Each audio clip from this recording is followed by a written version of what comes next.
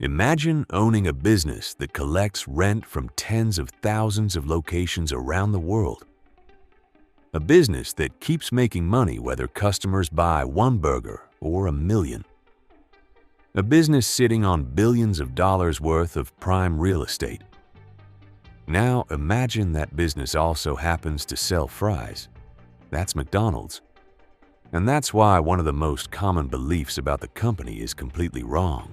Most people think McDonald's became a giant because it sells more burgers than anyone else. But burgers aren't what made McDonald's rich. Real estate did.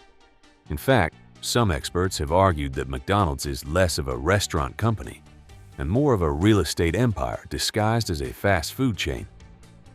And once you understand how the company really works, you'll see every McDonald's restaurant in a completely different way. The story begins in California. Long before the Golden Arches became one of the most recognizable symbols on Earth, McDonald's was just a small restaurant run by two brothers, Richard and Morris McDonald. The brothers had built something special. At a time when restaurants were slow, inefficient, and expensive to operate, they developed a revolutionary system focused on speed. Customers ordered at a counter. Menus were simplified. Food arrived in seconds. It was fast food before fast food existed. The restaurant became a success.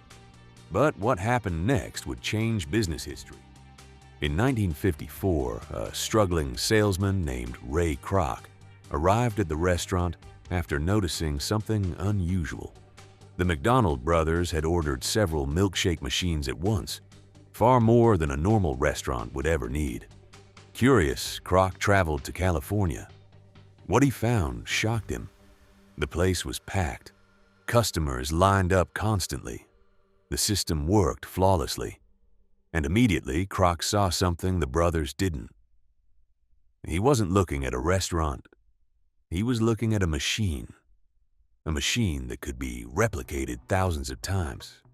One restaurant, 10 restaurants, 100 restaurants, maybe even thousands. So Kroc convinced the brothers to let him franchise the concept across America. It was the opportunity of a lifetime, or so he thought. Because very quickly a problem emerged. The franchise model wasn't making enough money. Yes, restaurants were opening. Yes, the brand was growing. But growth alone doesn't pay the bills.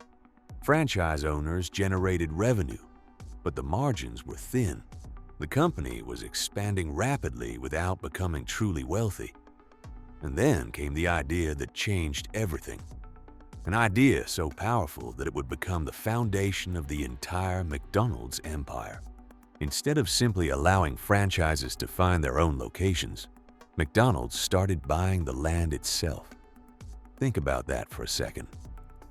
The company wasn't just selling burgers anymore. It was buying some of the most valuable commercial locations in America.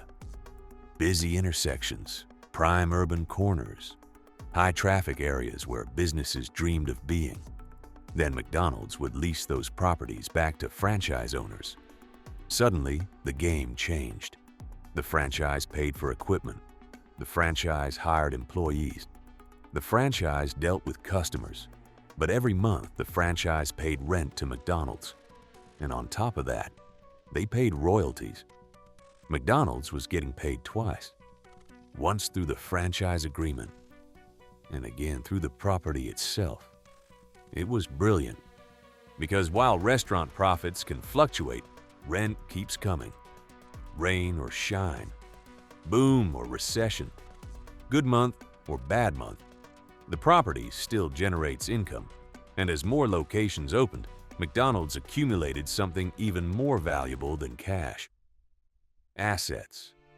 Massive amounts of real estate. Property that appreciated in value year after year.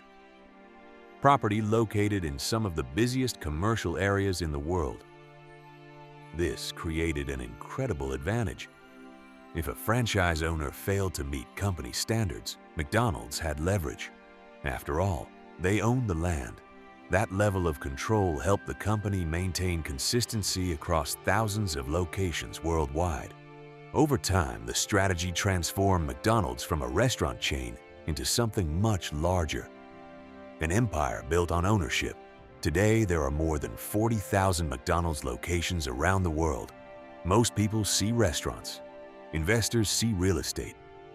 And that difference changes everything. Because the biggest lesson from McDonald's isn't about burgers.